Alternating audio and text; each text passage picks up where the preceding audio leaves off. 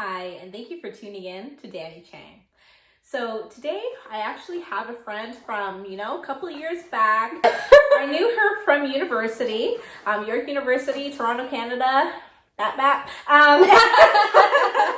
And at this point, I'm just going to give Nephilia a chance to introduce yourself. Thank you, Dani. No problem. Hi, I'm Nephilia, and I am a psychotherapist, and I help people who struggle with mental health. And so Dani and I thought it would be a really great idea to get together. Dani talks relationships, I talk mental health, and we all know that the two can go together. Definitely, yeah. So today we're going to be talking about mental health in relationships. Yes. And just the effects that can have on your relationship, how to deal with certain issues, and all that jazz. So stay tuned.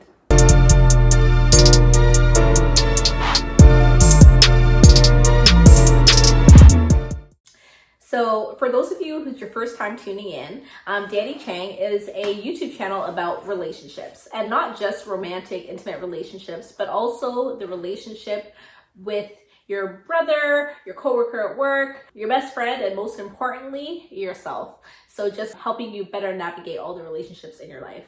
And as previously stated, I have Naf here today. I'm going to call her Naf. And you can too. And she's a mental health professional, actually a psychotherapist. And she's going to provide that perspective for us as well today, because we're going to discuss the intersection between relationships and mental health. How do I tell my partner about my mental health issue, like anxiety or depression? How do I go about telling this to my partner? That is such a good question, because even though there is so much awareness around mental health, more specifically anxiety and depression, what we're noticing is that everyone sort of has a little bit of mental health sometimes. It can come up, it can go away, it can come up in the middle of the relationship, or you might meet someone right away and be struggling with something and feel like it's an important thing to say.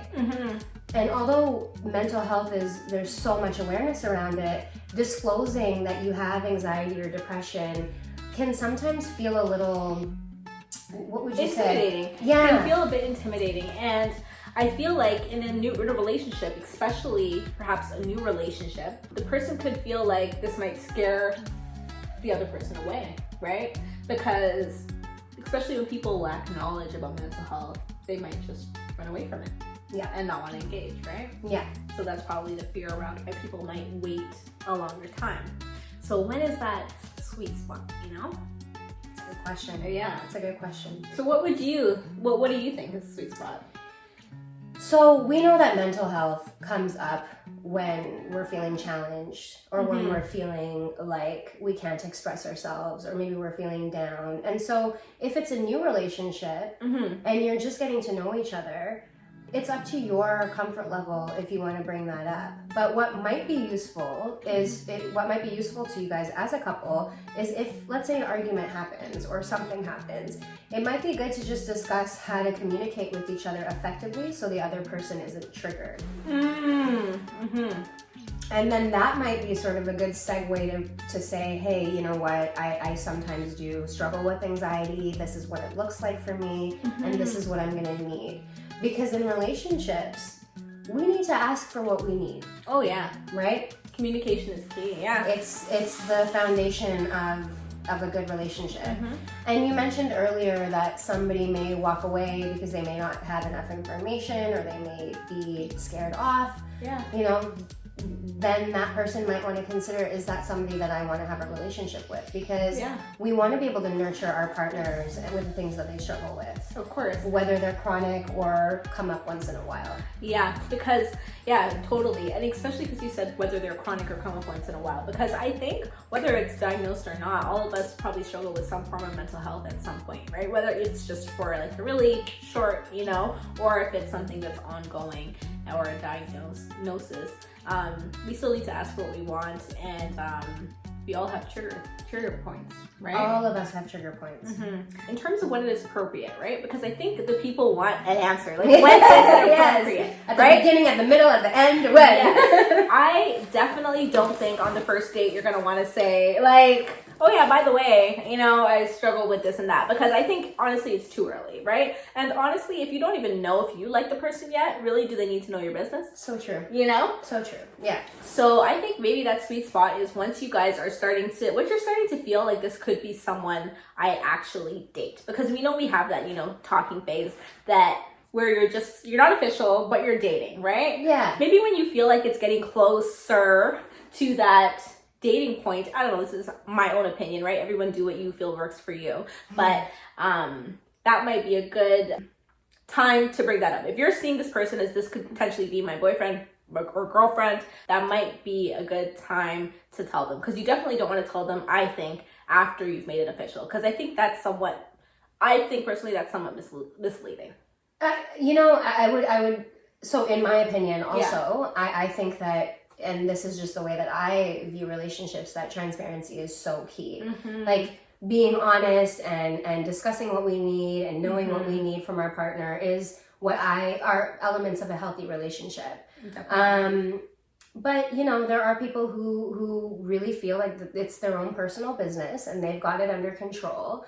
But again, it's up to you. It's just, in my opinion, I think it's important to disclose something like that if it's going to be a long-term relationship and if it's a thing that comes up on a daily basis or on a weekly basis.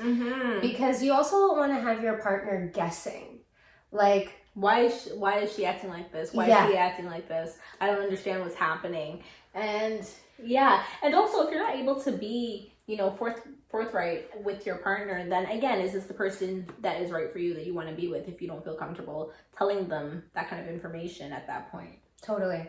Yeah. And you know, I've had couples in practice say to me, you know, they won't get out of bed every single day and it's so irritating because we have to do this and we have to go to work and we have bills to pay. And then I flip the question, well, what's going on for that individual? Is there an element of depression? Is there an element of mental health that needs to be explored? A challenge also is when the person who is experiencing mental health issues doesn't know. Right? So or is in denial. And so is acting completely in line with, you know, what depression might look like, what anxiety might look like, but simply does not know that they're struggling with that because they want to handle it on their own. Yeah, definitely. Where do you think that comes from? Like where people feel like they need to just take care of everything on their own? Yeah, I know. I think that's multi-layered. That could be due to the way you were brought up. Maybe, you know, like perhaps they could have come from like, you know, single parent household where they've seen their mother being that type, you know, where they always take care of things on their own, or their father or whomever, right? It could be that they've just, you know, been accustomed to being single for a really long time and now they've just kind of taken on this role of, you know, I can take care of everything myself. I don't need any help. Or maybe they've shared before about their mental health and they didn't get the support that they were looking for. So now they've just said, you know what, I ain't doing this no more, right? Which kind of leads into the next question about common fears around disclosure, right? I think these are all fears that people face. They think the person might leave. The person might throw it in my face. The person might, like, you know, just all of these different things, right? Well, and how many times, and you know, we've been in relationships where we'll throw around the word, oh, you're crazy, or she's acting like this, or, you know, she's acting, you know, we've all heard the words. And it happens. You can think of a few, right? Yeah. And unfortunately, it's a double-edged sword because it's those things are actually real for some people. Like those words can really impact people who are struggling with mental health. So I think about when we were in grade school and we all used to call each other like retarded. Like that's ridiculous, but I think that was a common thing that a lot of people did back in the day. Yeah, I'm actually glad you mentioned that because that word is just absolutely not okay. Yeah. But it was normalized, just like saying, oh, she's acting bipolar. Yeah. Or like Jamaicans, like man that, you know? Like all of these like, you know, words that people have said and that seem normalized, but really like it's pretty insensitive when you think about it. Especially if the person is actually struggling with something. So, you know, as a woman or a man, and we're, you know, or wherever you are on the sexuality spectrum, if you're dealing with mental health and you're already being sort of bombarded with those words, you may be a little bit less apt to disclose. Yeah, definitely. And also, like, depending on your community that you come from, right? Because we were even talking about that. Yeah, right? we were talking about that the other day. Exactly, because Naf and I both come from communities where we feel that it is kind of taboo in different ways, but in both communities, definitely mental health is somewhat taboo. Like in the Black community, Caribbean community, it's very taboo. Like they just write you off as "ya maduman, ya madman," right? And these are things that we've heard, like our parents say. We've heard people who are actually like from the Caribbean, or even probably from here, have probably heard friends, you know, different people that they, you know, look up to and stuff, speak about people with mental health in a very negative way, or like they're just being extra. They need to just, you know, man up, you know, or they need to just, you know, and they're very popular in the Caribbean community too, you know, just pray about it. Just pray about it. That's actually huge in my community too, in my South Asian community. Going to the imam to talk about what's going on, or... And what is the imam? The imam is a spiritual leader. Okay. So a spiritual leader, for example, who can help couples navigate through difficulties, discuss things like mental health. Okay. It's an inside thing. It's a private matter. It's a private matter. So we don't want everyone else hearing about any of this because the family name or the image. And that's the difficult part, because you know, if you're sick and you have a flu, you're going to go to the hospital and you're going to go get medicine for this, or you're going to go get treated in some way. Yeah. It's the same thing with anxiety. It is a chemical, and depression. And many times it is a chemical imbalance that can be impacted by our environment, by trauma, by the things we've been through. And yeah, even in my South Asian community, there doesn't really seem to be any... what's the word, like compassion empathy, for that, or like room for that. It's kind of just like, oh, get over it. You'll be fine. Get over it. Just, you know. Yeah. Which makes it more isolating, I think. Oh, definitely. I think it's very isolating in, you know, in both communities. And I also think, as we mentioned too, that there's an element of pride in that as well. Like where you guys said, you know, where you said for your culture, it's like, well, you know, don't kind of bring shame upon the family and things like that. I think it's similar even, I think, in Caribbean culture as well.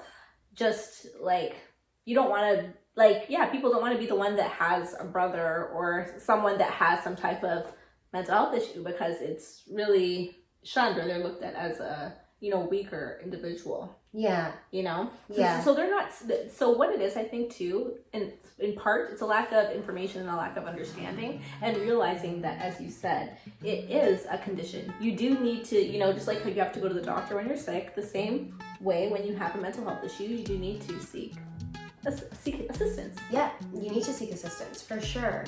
And if your community members, and I can see why this is so challenging in relationships, because if your own community members if there's so much stigma there, then how comfortable will you feel disclosing that to a potential partner? Exactly. Yep.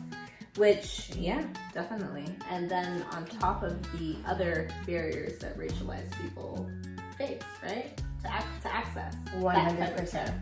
Yeah, the access to therapy isn't the same for racialized people. The need for therapy, I would argue, is not the same, if not more. Especially in light of, you know, recent events about everything that's been going on. We have, you know, and you could probably speak better to this than I can, but the community needs access to be able to heal. Oh yeah, because there's a lot of trauma, and I believe it's very triggering having all of these things happen and be in your face. And while social media is great, you see so much on a daily basis, and so many things happening to your, you know, fellow people, Black people, right? Just being murdered or very inhumanely treated. So there's going to be effects, you know, on you from that. And the access has to do with society's ailments that, you know, a lot are lower income. A lot, you know, don't have access in the sense that their work is not paying for them to go see a psychotherapist, right? Do you know what I mean? So if you're just struggling to get by, Do you have the money to go see a psychotherapist? No. It's tough, and that's why it's really important to take action. One of the places that I'm working at right now, we had a fund where we've literally been able to raise X amount of money so that the community can access therapeutic services, and I can put that link in my bio. Oh, that's awesome. Yeah, because it's true. Those socioeconomic and systemic sort of stuff really impacts the ability for these communities to access. And not only that, I know particularly in my community, there's a lot of shame in seeking therapy. It's not like it's like, oh, you're going to see a therapist, something must be really wrong with you. You know what I mean? And it's like, no, because even when you're actually doing well, therapy is a great thing. Oh yeah, it's a great tool to just bounce off of another person and dig deep and discover who you are and what it means to be you and what mental health means for you and how that's going to shape your relationships as you move forward with your partners, with your friends, at work. So it's really important to be able to kind of, as best as we can as allies, remove those barriers. Yeah, definitely. And educate our own communities. Like, I don't know how many people I sent. Like, I don't know if you know Hassan Minhaj, the comedian. He's a South Asian comedian, and he was talking about what we can do to raise awareness for Black Lives Matter, for example. But that it happens, it starts with us. Oh yeah. Yeah. So you'll have, brown people saying, yeah, we're all about equal rights, but your partner should probably be the same race as you. So there are these very sort of like these subliminal messages of, yes, we believe in all of this, but there's still racism. Yeah. That needs to be worked on. Yeah. We were actually just discussing, what would we say to a couple where, someone has disclosed that they are suffering from mental health, right? So how to maybe help your partner who is having some mental health issues, how you can be an ally to them and support them. Yeah, support them, exactly. So what it comes down to is seeking knowledge. You mentioned communication. Communication is key. So, for example, if your partner discloses to you that they live with anxiety, and that some of the thoughts that they're feeling with anxiety kind of comes in and makes us feel like we're not good enough, or like we're not doing enough, or we're failures, whatever anxiety wants to feed you, that's what's going on. And a lot of the time, anxiety can really make us think in overdrive of all the worst possible scenarios. So what I would really recommend to people who are with people who are living with anxiety is to communicate and to maybe validate feelings. Or ask that person, what do you need when you're having what do you need when you're having a panic attack? Yes. What do you need from me when things are just really crazy? Like, what do you need? The one thing I wouldn't recommend is icing that person out completely. Because that will make the anxiety go from like already existing 6 to a 15. You know what I mean? Definitely. So although the partner has the right to feel frustrated, the partner has the right to feel confused and not knowing, having conversations beforehand on what to do. Like, I look at it like a safety plan. Yeah, exactly. Even just talking about, like, to add to that, just talking about triggers. Like, do I do anything that kind of triggers you? Yeah. And then kind of being aware of that and trying to ensure that you don't do that. Right? Yeah. And it could be, like, you may not think that something could trigger your partner, but your partner might take it that way. It could be raising your voice. It could be hanging up. It could be, who knows, right? Everybody has different triggers. You know what? Speaking of that, I hate when someone raises their voice at me, or swearing. I hate swearing. Oh my goodness. I hate being hung up on. And then, people do that. And, so I feel like, honestly, I don't like that either. I think I don't like it either. I I'm big on like respect. Yeah. Don't treat me like in a way that I would not treat you. Yeah. And maybe that could have been the way that you grew up, right? You know, in terms of maybe everyone in your household was very like, you know, loud, or maybe shouted a lot or whatever. But nah, don't bring that to me. I'm not in the. Yeah. It's not fun. It's not fun. So I think it's really important to identify what sets you off, what triggers you, and then you know how your partner responds to you is quite telling. Like, are they gonna do the things that you need to help you feel okay in those moments? Yeah. No, those are great. Like, I feel like there's not even much that I can add to that in terms of like what would your partner do? Because I was gonna say the same thing, just to kind of ask the partner what they need. You know, ask them what their triggers are, and then maybe also exploring your own triggers too. You know. So, because even though you might not have, you know, an identified or diagnosed mental health issue, you might also have things that would be helpful to you as well. So it's about just communication and supporting each other in the areas where, Totally. The other needs it. What are some other fears? Fears around disclosing? I think the biggest fear for most people is the person gonna leave, I think. And just like as you said, let's be real. People also reserve the right to say, you know what, this doesn't work for me. Right? Totally. Right? They do. I'm just throwing another idea out. If the person is bipolar and you perhaps, maybe you've had a past experience, maybe for some reason, you know, that doesn't work for you, as Naf mentioned, not icing that person out, but saying, you know what, you know, maybe that's not going to work for you guys in a relationship form, but doing that in a respectful, kind way, you know? Yeah. You know? Yeah. And not doing it in a way that's really going to cause this person to go into some turmoil, for sure. And respecting that also. Like, if I'm on a date with someone who, let's say you had a person who was diagnosed with bipolar and went on a date with a guy whose mother has bipolar. Exactly. You know, it's like, just to further to your point, like, that man reserves the right to be like, you know what, I just don't know if I can handle all that. Yeah. But the way that person conveys that message is so important. It's all about kindness. Yes. Be kind. Be kind. I'm seeing a lot of people out here ghosting. Ghosting is, to me, cruel. Yeah, it is.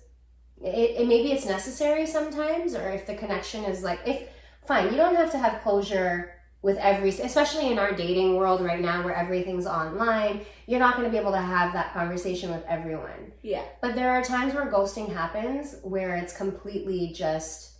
It's cruel. It's cruel. It's like you guys have been talking, going out, the other person's feeling like this is leading somewhere, and then you're gone. Right? And that's such a reality, like, in today's day and age. Oh, yeah. And I've been on a podcast about ghosting. Have you? I would love to hear it. Yes, send it to me. I would love to hear that. Will. It's just, I don't get it, but it's the way of, it's a part of today's dating situation. Culture. You can't take it to heart. You can't take it personal. Because sometimes people just don't have the courage to say real talk what it is. That is true. And you're not always going to get an explanation or a reason. But we can try not to be that person that does that to other people. But we can try. Yeah, we can try. Yeah. So I hope that all of these tips and that these questions were useful for you guys, especially for those who might be dealing with the situation in a relationship, or for those of you that might have a mental illness and maybe shying away from relationships in general due to, you know, the fear of having to go through this process with someone. Right? And I would encourage that all of us, whether we have mental health issues or not, are deserving of respect. And it is a hard thing to talk about. But, you know, reaching out to friends, maybe even getting into therapy, and, you know, finding out what this means for you so that you can bring it into the relationship in a way that isn't so end all be all. So you can feel better about saying, hey, yeah, you know what? Yeah, I do get depressed sometimes. Yeah. And this is what's going to happen when I get depressed. I might sleep more. Yeah. I might not want to go out as much. But really, in the grand scheme of things, I'll get out of it. So don't worry. Yes. You know what I mean? And I think that all comes back to understanding self and that's gonna help you once you are okay with it and you know how to express it. I think it's gonna also affect the way people respond to it as well. Totally.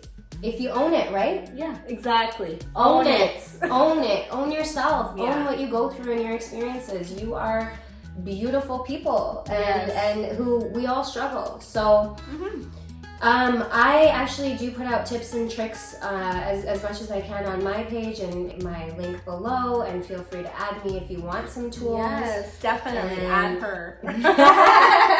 and add her too. And yes, it's hard, but it is not impossible. Yeah, definitely. And it's not the end of the world. It's normal. Exactly. Let's normalize it. Let's normalize it, yes. In all the communities, let's normalize this.